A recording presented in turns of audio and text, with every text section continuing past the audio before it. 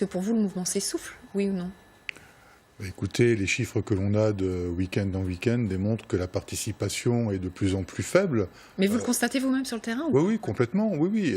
Et pour revenir au débat qu'il y avait tout à l'heure sur les gilets jaunes qui s'associent à la CGT, je dirais que au regard des données que l'on a, nous, en interne, c'est plutôt une convergence des gauches de la gauche. Voilà, on sait que le mouvement des gilets jaunes est infiltré majoritairement, non pas par de l'ultra-droite, mais par de l'ultra-gauche. C'est avéré. On va en parler dans quelques instants. C'est avéré des constatations de police. Alors après, bien évidemment, il y a le soutien. Les sondages le démontrent. 64% des Français continuent à soutenir le mouvement des Gilets jaunes parce qu'il y a des revendications légitimes, il y a des mécontentements légitimes. Les policiers sont aussi concernés. J'avais déjà dit à Monsieur Le Bihan, la dernière fois qu'on s'était vu sur ce plateau, on est aussi concerné par la problématique des pouvoirs d'achat. Enfin, mon organisation vient d'obtenir de l'Assemblée nationale une nouvelle commission d'enquête sur l'état des lieux de la police nationale. On a saisi le Premier ministre sur la problématique de la future réforme des retraites. Donc on est, comme tous les Français, on est soumis à des contraintes et à des problématiques de pouvoir d'achat. Donc on peut s'identifier aux Gilets jaunes, en tous les cas, à la partie des Gilets jaunes, bien évidemment, pacifistes, qui portent des revendications légitimes.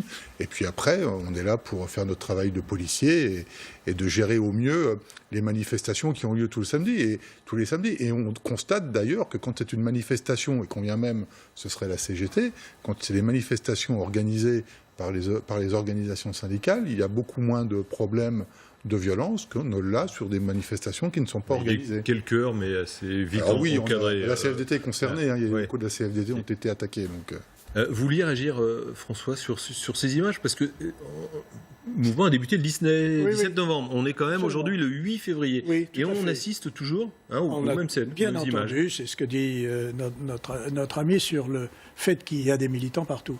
Mais le degré, l'intensité de l'hostilité à l'égard des ministres comme du président de la République n'est absolument plus la même que celle qui s'exprimait au mois de novembre ou de décembre. Et notre ami confirmera quand même aussi que la mobilisation a été extrême il y a 3 semaines, 15 jours, et qu'on est en train de desserrer la c'est ce que je vous disais, mobilisation des forces de sécurité. Moins d'hostilité envers Emmanuel Macron, le gouvernement, oui, non. Elle est toujours là, mais elle ne s'exprime pas quand même. Il y a le poids des mots avec des photos, si je puis dire. Il y a les images. C'est vrai qu'hier, il n'y avait pas de gilets jaunes en Saône-et-Loire, où ils avaient été mis alors très loin. Ils sont à 10 km. Ils sont coincés à 10 km. Donc c'est sûr qu'on ne les voit pas. Ça, c'est certain. Après, la répression, les mutilations et tout ce qu'on veut, c'est une méthode de gestion par la terreur, faire peur aux gens pour pas qu'ils viennent. On la connaît. Je peux me permettre de dire ça, monsieur. Je le constate tous les samedis.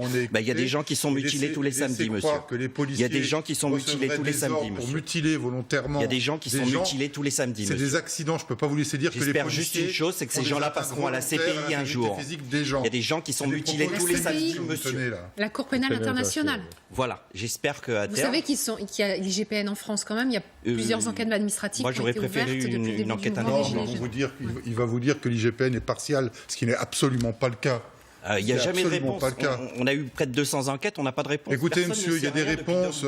Je recite toujours cette affaire parce qu'elle est emblématique, qui n'a rien à voir avec les Gilets jaunes. C'est l'affaire Théo. Il y a eu une enquête IGPN pendant 1 an et elle a révélé tout ce qu'elle devait révéler, y compris comme l'affaire Benalla, c'est pareil, c'est la même chose. Et bien la justice, elle révélera. C'est la même chose. Aujourd'hui, il y a la contre-escarpe. Monsieur Benalla est toujours dehors. Aujourd'hui, il y a la contre-escarpe. De noyautage, et là c'est vers le syndicat de policiers que je me tourne, de noyautage de l'extrême gauche ou de l'ultra droite, comme le disent certains, de ces manifestations, et du mouvement d'ailleurs plus globalement. Qu'est-ce que vous en savez? Oui, on a le renseignement territorial qui travaille tous les week-ends depuis le début des mouvements des Gilets jaunes et qui constate effectivement qu'il y a des infiltrations de diverses mouvances, d'extrême gauche ou ultra-gauche et d'ultra-droite, mais majoritairement de plus en plus d'ultra-gauche. Et je le disais tout à l'heure, le fait de voir certaines convergences d'une partie des Gilets jaunes parce que je fais toujours attention dans mes propos de ne pas généraliser l'ensemble des Gilets jaunes par rapport à certains constats.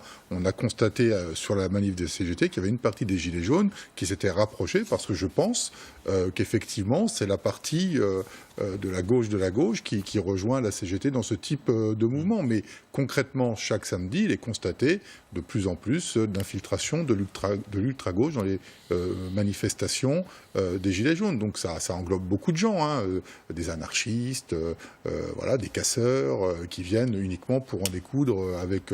Qui s'infiltrent de façon, au début, j'allais dire anonyme, c'est-à-dire qu'on oui, tout à fait. Donc ils mettent un gilet jaune. Voilà, c'est ça. Et puis après, ils se fondent dans la masse et ensuite ils se comportent comme on le voit tous les samedis. Et je ne rentrerai pas dans le détail, excusez-moi, de comment on identifie et comment on travaille, parce que c'est quand même couvert sous le sceau du secret défense, donc je ne vais pas détailler les techniques, les méthodes de la police, mais on sait qui ils sont. Ils sont connus, reconnus pour une certaine part. Hein. 200 dit une source policière, ça c'est précis. Et 200, on se dit, pour les neutraliser, c'est pas le bout du monde quand même. Sauf qu'on ne neutralise pas des gens comme ça. On est en démocratie, c'est la France.